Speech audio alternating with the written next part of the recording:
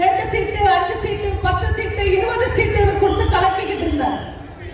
அந்த கமல்ஹாசன் கால் வச்ச நேரமோ என்னமோ திமுக ஸ்டாலினுக்கும் அதே கதிதான். இப்ப அறிவாலயத்துக்கு யார் போனாலும் சரி 2 சீட்டு வச்சுக்க, 4 சீட்டு வச்சுக்க, 6 சீட்டு வச்சுக்கான்னு அள்ளி தர. அறிவாலயம் பக்கத்துல போனாலே 2 சீட்டு. அதனால சென்னையில ஸ்விக்கி ஜொமேட்டோக்காரங்க கூட அந்த பக்கம் போக மாட்டேன்றாங்க. நீங்க வட சென்னையில பாத்தீங்கன்னா இந்த பர்மாக்காரங்க கலர் கலரா லுங்கி போட்டுக்கிட்டு சுத்துவாங்க. ஒரு நாள் ஒரு பர்மாக்காரர் தெரியாம சேகர் பாபு வீட்டு முன்னாடி நடந்துட்டார். அந்த கலர் கலர் லுங்கிய பார்த்த சேகர் பாபு, இது ஏதோ புது கட்சி கடவெட்டி போல இருக்கு, புது கட்சி ஆரம்பிச்சிருக்காங்க போல இருக்குன்னா அவனை அறிவாலயத்துக்கு கூட்டிட்டு போய் 2 சீட்டு வாங்கி கொடுத்துட்டாங்க. அவங்க பயத்துல இருக்கு அறிவாலயம். சுப்பிரமணியபுரம் படத்துல ஒரு டைலாக் வரும், மரண பயத்தை காட்டிட்டா பரவாயில்ல. அந்த மாதிரி 5 வருஷம் நல்லாட்சி நடத்திருந்த ஸ்டாலினுக்கு எதுக்கு இந்த பொழப்பு? இன்னைக்கு என்ன நிலைமை? பழைய காங்கிரஸ்ல இருந்து புதிய தமிழகம் வரைக்கும் ஸ்டாலின் கண்ணில் வரல் விட்டு ஆட்டுறாங்க. திமுக மட்டும் இலங்கை தமிழர்களை சாகடிக்கலன்னா காங்கிரஸ் கழட்டி விட்டு இருக்கலாம். உழைப்பாளர்கள் வயிற்றுல அடிக்காம இருந்திருந்தா, வாக்குறுதிகளை நிறைவேற்றிருந்தா கம்யூனிஸ்ட கழட்டி விட்டு இருக்கலாம். சமூக நீதியை காப்பாற்றிருந்தா திருமாவை கழட்டி விட்டு இருக்கலாம். இந்துக்களையும் இந்து கடவுள்களையும் கேவலமா பேசாம இருந்திருந்த சின்ன சின்ன மத கட்சிகள் எல்லாத்தையும் கண்டு விட்டு இருக்கலாம். அவ்வளவு ஏன் திமுக கட்சிக்காரங்களை நம்பி அவங்களை வளர்த்திருந்த அதிமுக அல்லக்கைக்கு எல்லாரையும் கண்டு விட்டு இருக்கலாம். ஆனா இது எதுவுமே செய்யாம வெறும் கூட்டணி கட்சிக்காரங்களை நம்பி எத்தனை நாளைக்கு தான் ஸ்டாலின் அரசியல் பண்ண போறாரு? 5 மூட்டை தூக்குறவங்க கூட 10 மூட்டைக்கு மேல தூக்க மாட்டாங்க.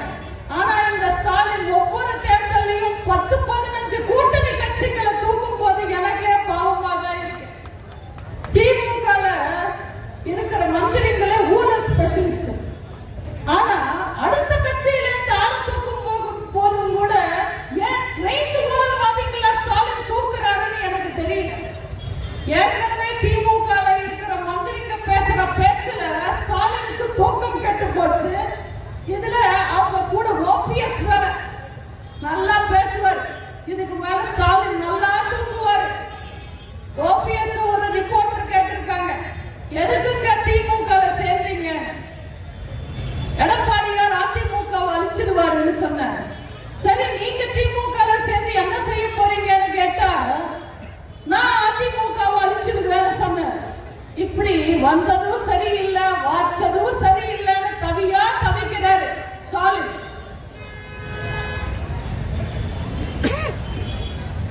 போன தேர்தலில் ஸ்டாலின் என்னமா சொன்னாரு?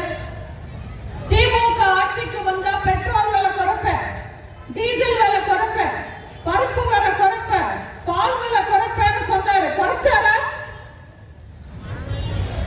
கடன் தள்ளுபடி, விவசாய கடன், பயிர் கடன், நகை கடன், எல்லா தள்ளுபடி, எல்லா கடனும் தள்ளுபடி செய்யறோம்னு சொன்னாரு. இல்ல செஞ்சாரா? இந்த முறை நீங்க எங்களை நம்பி ஓட்டு போடுங்க, ரெட்டாளுக்கு ஓட்டு போடுங்க, அம்மாவுக்கு ஓட்டு போடுங்க, அண்ணன் எடப்பாடியாருக்கு ஓட்டு போடுங்க. நாங்க திமுக தள்ளுபடி செய்வோம். நீங்க எல்லாரும் நிம்மதியா வாழலாம்.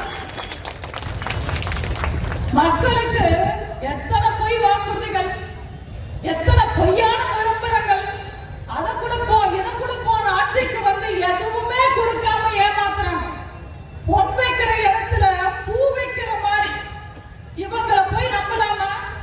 5 வருஷத்துல ஒண்ணுமே செஞ்சு கிழிக்கலையா? இதுல இன்னொரு 5 வருஷம் கொடுத்தா கிழிச்சிடு வராமா? இது எப்படி இருக்குன்னா, மாடி ஏறி மாங்காய் பறிக்க துப்பு இல்லையா, இவர் மலேசியா போய் மங்குஸ்தான் பறிப்பாராமா. இவங்க எல்லாரையும் என்ன பண்றது? 5 வருஷத்துல திமுக எத்தனை ஊழல் செஞ்சது? ஒவ்வொரு வாட்டி திமுக ஆட்சி கொடுக்கும் போது அவங்க ஆட்சி முடிக்கிறதுக்குள்ள எத்தனை ஊழல் செய்வாங்க? காத்துல ஊழல்